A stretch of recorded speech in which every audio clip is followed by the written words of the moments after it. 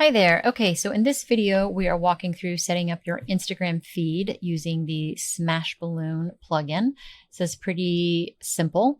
First, though, we're going to take a peek at our site that we have been working on. We've got all the demo files loaded. In the last video, we set up the navigation here.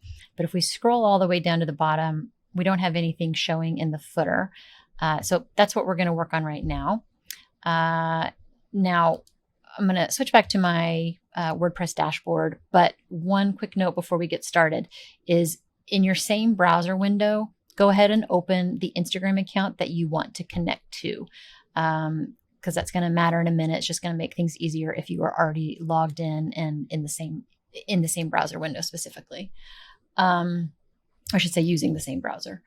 Okay, so we've got this little notification here showing us that we need to activate the Smash Balloon plugin. We're going to go to plugins, installed plugins. We're going to find that one listed here and click on activate.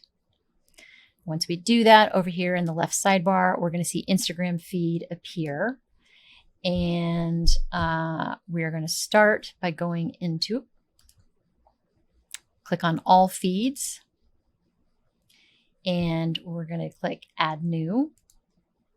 Go ahead and keep this default user timeline feed type selected, and we're going to click next. Then we are going to add source. And from here, you're just going to follow the prompts that are appropriate for the account, kind of Instagram account that you have. I'm just using a personal one right now. So I'm going to click connect with Instagram. And there we go. I don't know if you'll get that notice. I previously had this connected, so I'm just going to go ahead and click allow. It's going to do kind of a refresh. And I just need to confirm, yep, that's my domain. Get another refresh, and there we go. I've got my Instagram, which I have for Ramona Portfolio listed here. And now we just need to get all of our settings to match what we're using on the demo site. So we're going to go ahead and click on that as my source. Click the next button, and that's going to take us to this customization layout here, this interface. You can take this little tutorial if you like. I'm just going to close out of that. We're going to start by going under Customize Feed Layout.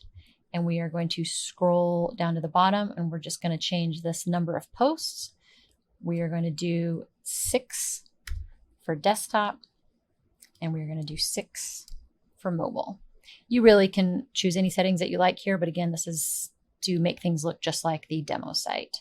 Under the columns section, I'm going to change this to 6, and we're going to change tablet to 3 and mobile to 3. Now you can go ahead and click save if you like, or I'm just going to click back out to customize this little link here and continue on.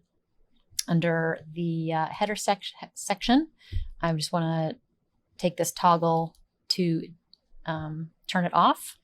Again, we're going to go back out to customize.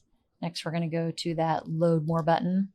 Again, I'm going to click this toggle to turn this off, and just making sure you're seeing this over here on the right. We're just affecting these little things that come added by default. So I'm going to disable that.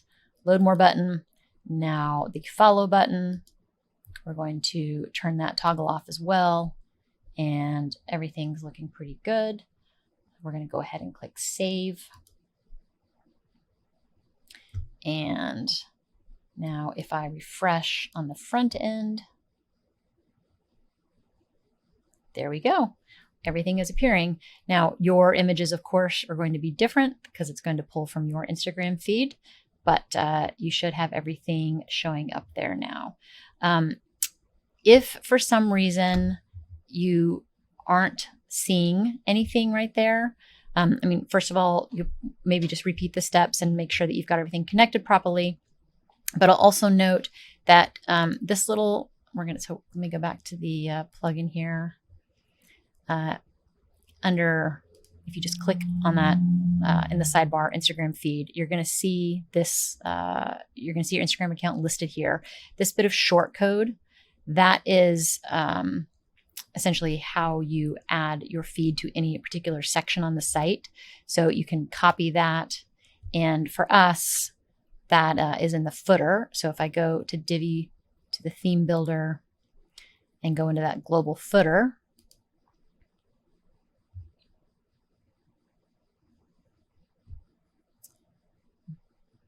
you should have like a little gray module here. And again, if you're seeing photos, everything's fine. But if you're not, this module will still be there, but it may be empty. Just click into that.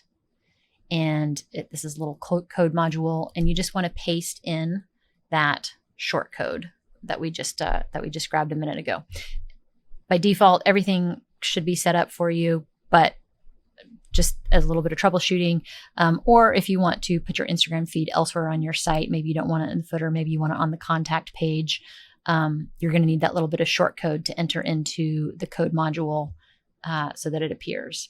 So that's it for this video. In the next one, we are going to set up we're going to set up some global presets, and yeah, we will see you there.